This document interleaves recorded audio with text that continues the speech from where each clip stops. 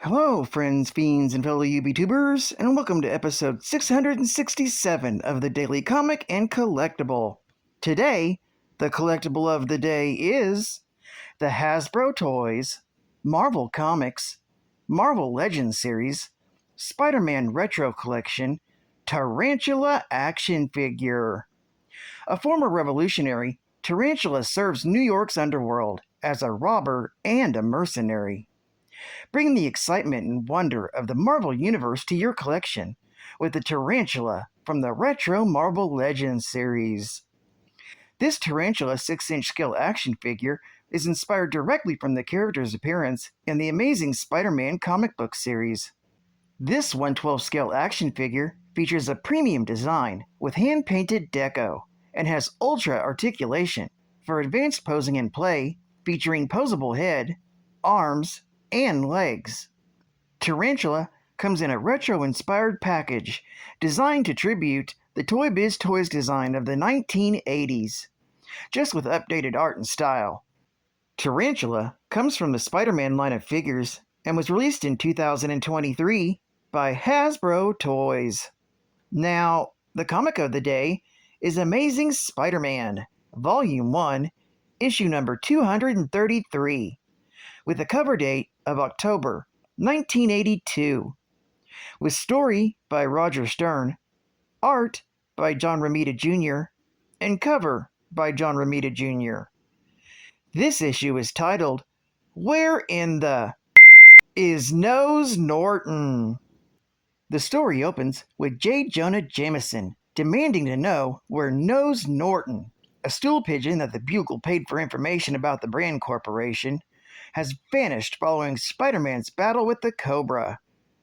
Reporter Ned Leeds points out that the Brand Corporation is paying some heavies to try and silence Norton. When Jameson insists that Spider-Man is involved somehow, Leeds threatens to quit if Jameson insists on letting his vendetta against the wall crawler taint his story. Joe Robertson and Marla both agree with Ned that they should keep Spider-Man out.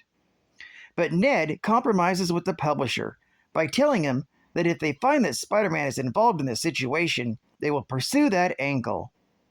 At that moment, Spider-Man is web-slinging to the Daily Bugle building to see if he can get a photo assignment as Peter Parker. However, when he finished changing into Peter Parker, he discovers that an emergency crash bar has been placed on the door to the roof, and he can't open it without setting off an alarm. But he discovers a means and by which of going through the elevator shaft. Sliding down the elevator cables, Peter waits until the spider sense gives him an all clear. Then he comes out of the elevator. Peter Parker arrives just as Jameson finishes his meeting. However, everyone is rushing out so quickly, he isn't able to get the assignment he's looking for. Jameson gathers around the Bugle staff and tells them that he's offering a substantial bonus to anyone who can locate Nose Norton. Needing the money, Peter rushes out to see how he can find Nose Norton before everybody else. On his way out, he almost runs into Amy Powell, Lance Bannon's girlfriend. Finding Peter attractive, she learns who he is and begins conspiring on how she can use Peter Parker to get back at Lance for his lack of commitment. Later, Spider-Man goes to a seedy pool hall to start searching for Nose Norton. When he confronts some thugs playing a game, they try to make a run for it, but he webs up the crooks. He takes their leader up to the roof and dangles him off the edge of the building and demands to know where Nose Norton is hiding out.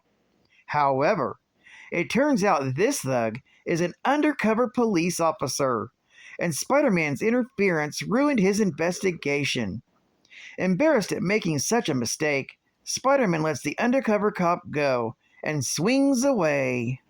At that very moment, in Miami, a representative from the Brand Corporation meets with the terrorist known as the Tarantula and hires him to eliminate Nose Norton. For a week, the Brand Corporation scours New York City. Norton has been hiding this whole time, but Norton gets stir-crazy and goes to a bar along the docks. This leads to him getting spotted by one of the Brand Corporation's spies. They phone in Norton's location to the Tarantula, At that very moment, Ben Urich also gets a call from his own informant, who tells him where to find Norton. As Urich rushes to the scene, he's unaware that Spider-Man has been tailing him in the hopes that he would get a tip-off to Norton's location. Later, aboard the Staten Island ferry, Ben Urich thinks about his success in finding Norton on his own when his thoughts are interrupted by Peter Parker. Urich grudgingly agrees to let Peter tag along with him. When they arrive at the bar, they quickly find Norton, but before they can get him away to safety, the Tarantula comes crashing in through the window and makes off with Nose Norton. Urich runs after the terrorist, telling Peter to follow in tow. However, Peter slips away to change into Spider-Man. Meanwhile, the Tarantula is demanding that Norton turn over the papers he took from Brand. Norton doesn't understand what the Tarantula is talking about. Before the villain can harm him, Spider-Man swings onto the scene. Their battle ends up taking them to the garbage scow, where the Tarantula reveals that his boot spikes retract out of his boots. When Spider-Man webs the Tarantula's feet to the ground, he reveals that he also has blades concealed in his gloves. Meanwhile, Ben Urich tries to get Nose Norton to come with him, but the frightened crook pulls a gun and tells Urich to stay away. Suddenly, someone yells at the pair to freeze. By this point, Spider-Man knocks out the Tarantula when he hears gunshots. When Spider-Man goes to the source, he spots both Nose Norton and Ben Urich on the ground. Checking on Ben, he discovers that Ben is okay, as he dived down when the shots were fired. The two learn that the shooters are private investigators hired by the Brand Corporation to get Nose Norton in by any means necessary. However, despite their efforts to kill Nose Norton, the stoolie is still alive and in dire need of medical attention. Spider-Man goes back for the Tarantula, but discovers that his foe has fled. He then quickly slips away to change back into Peter Parker. Noticing that his roll of film has been expended, Peter wonders if he got the entire ordeal on film.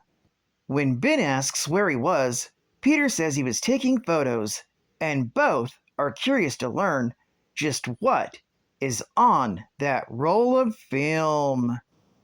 This story is continued in Amazing Spider-Man, issue number 234. Geek Fact: after Nose Norton was shot by the pretend detectives working for Brand Corporation, he was taken to the hospital for a long recovery. Sometime later, Spidey went to Nose's apartment, asking him about the Hobgoblin, but Nose said he didn't know anything. Spider-Man pretended to believe him, but followed him to Thunderball's hideout, to which Nose sold a high-tech weapon, and with the money, he ran away and was never seen again. Bonus Geek Fact: initially, Brand was a completely owned subsidiary of Roxxon Oil. Hank McCoy was hired as a researcher for the Brand Corporation, besides Carl Maddox and Linda Donaldson.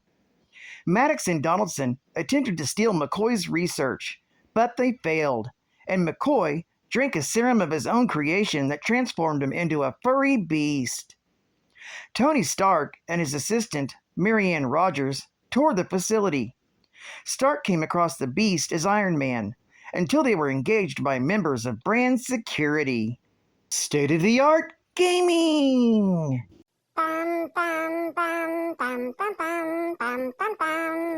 Star Wars! The Empire Strikes Back! Video game cartridge! Bring the battle home! The Imperial Walkers are moving towards the Rebel base on the ice planet Hoth. Can you destroy them before they blow up the power generators? Quick, into your snow speeders! Launch your attack! You can stop the walkers with a perfect shot of the flashing bomb hatch. Take careful aim. Fire! Kapow! But more walkers are coming. They attack with deadly missiles and smart bombs. Shoot them down or be destroyed. Force me with you, it will. For your Atari home video system by Parker Brothers. And final geek fact. Where's the beef? Anton Miguel Rodriguez was a revolutionary in the South American country of Delvadia. Fighting to overthrow the fascist government, he and his fellow freedom fighters employed such tactics as bombings, kidnapping politicians for ransom, and assassinations. Rodriguez was expelled from his group after he murdered a security guard in cold blood during a bank robbery. The Delvadian government took notice of Rodriguez and gave him a new mission and role as Tarantula, a government-backed costumed agent, in effect, a fascist Captain America. He was used against his former allies in assignments he especially enjoyed. Rodriguez's violent streak eventually got the better of him when he killed a guard who would not allow him to beat a captured revolutionary. Disavowed by the government, the Tarantula fled South America and began living in New York illegally. He soon began to integrate himself into the city's criminal underworld. For his first big score, the Tarantula, along with his two henchmen, Hidalgo, his brother, and Juan, hijacked a Hudson River dayliner in order to rob the passengers and hold them for ransom. Spiderman, with help from the Punisher, managed to foil the Tarantula's plan and captured him. The Tarantula then became a mercenary, and after trying to abduct or murder Nose Norton, the Brand Corporation mutated the Tarantula into a giant spider-like creature. After seeing he was continuing to mutate even further into a spider, he dove from a building into a hail of gunfire from New York police officers and died on the streets below. Well, I'd like to thank you for joining me for another Daily Comic and Collectible, and I hope to see you again Monday. This is Cut Fan Comics Man, and I'll catch you on the flip, baby! Over and out.